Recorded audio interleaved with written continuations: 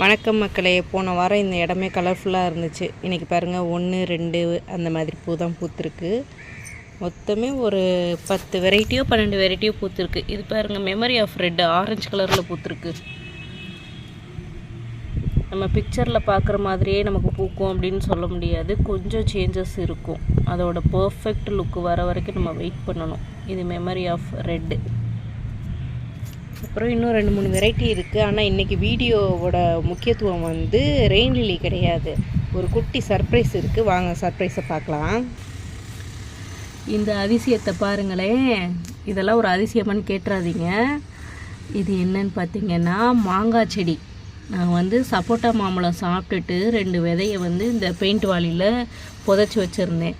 நேற்று தண்ணி விடும்போது பார்த்தா ஒரு மாதிரி நிலநடுக்கம் வந்த மாதிரி இருந்துச்சு இந்த மண். சரி என்னவா இருக்கும், தண்ணி ஊற்றாதனால தான் அப்படி இருக்குது அப்படின்னு சொல்லிட்டு தண்ணி விட்டுட்டு போயிட்டேன். காலையில் வந்து பார்த்தா அழகாக இந்த மாங்கன்று முளைச்சிருக்கு பாருங்கள். போட்டு ஒரு 20 நாள் தான் இருக்கும். அந்த இலைகளை பாருங்களேன், முளைச்சி உள்ளேருந்து வரையிலேயே இத்தனை இலைகளோடு வந்திருக்கு பாருங்கள். எத்தனை இலை, 1 2 3 4 5 6, இது ஒரு குட்டி 7 இலையோடு வந்திருக்கு. எவ்வளோ அழகாக இருக்குது பாருங்கள். இந்த மாதிரி இப்போ இன்னொரு விதை வந்து இங்கே தான் ஊண்டியிருக்கேன்.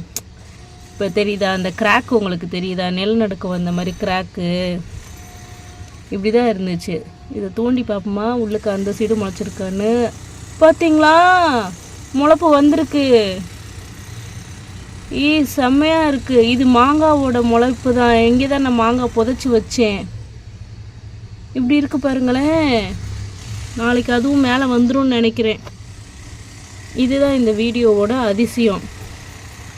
நிஜமாக நான் எனக்கு இந்த சந்தோஷத்தை சொல்ல வார்த்தையே இல்லை. காலையிலேருந்து குதிச்சுக்கிட்டே இருந்தேன். ஆஹா, நான் போட்ட மாங்காய் விதை முளைச்சிருக்கு அப்படின்னு சொல்லிட்டு. செம்மையாக இருக்குல்ல. 2மே சப்போட்டா மாம்பழம் தான். அப்படி ஒரு டேஸ்ட் அந்த மாம்பழம். நாங்களே மரத்தில் இருந்து பறித்த மாம்பழம். இதில் ஊண்டி வச்சு இப்படி அழகாக முளைச்சி வந்திருக்கு பாருங்கள். இந்த மாதிரி எக்ஸ்பீரியன்ஸ்லாம் செடி வளர்க்குறவங்க, செடியோட அருமை தெரிஞ்சவங்க, செடிகள் மேலே காதல் உள்ளவங்களுக்கு ஒரு பைத்தியகாரத்தனமாக தான் இருக்கும் வெளியே இருந்து பார்க்குறவங்களுக்கு. ஆனால் அந்த ஃபீலிங்கை வந்து எங்களால் விவரிக்கவே முடியாது. எவ்வளோ அழகாக இருக்குது பாருங்களேன். என் கண்ணே பற்றும் போல் இருக்குது. தேங்க்யூ.